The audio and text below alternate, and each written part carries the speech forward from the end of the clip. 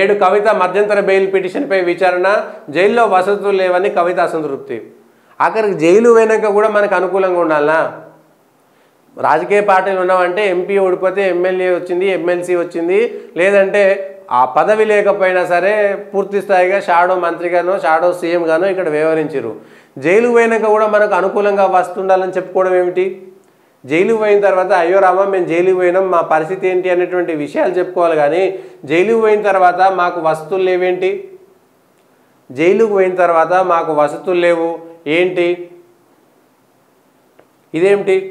Jail పోయిన తర్వాత ఏం వసతులు కావాలి?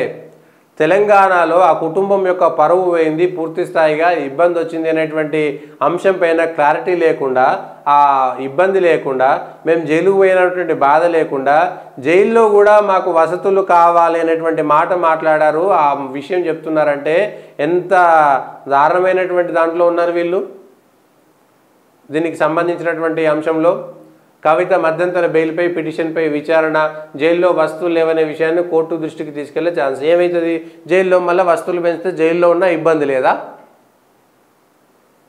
ఇప్పటిదాకా కేసీఆర్ గారు ఎందుకు మాట్లాడలేదు అనేటువంటిదే ఒక $1 మిలియన్ ప్రశ్న.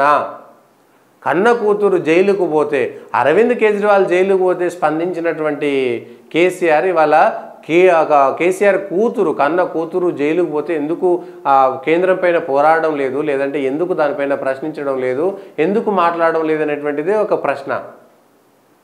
ఒప్పుకుంటున్నట్ట, మౌనం అర్ధాంగీకారం అనేటువంటి విధంగా ఒప్పుకుంటున్నట్ట, లేకపోతే ఏమీ చేయలేనటువంటి నిస్సహాయ స్థితిలో ఉన్నారా? ఈ రోజులు మనవి కావు, మన వైపు కాలం లేదనేటువంటి మాట కనుక పట్టుకుంటున్నారా? ఈ విషయాలు చూడాలి.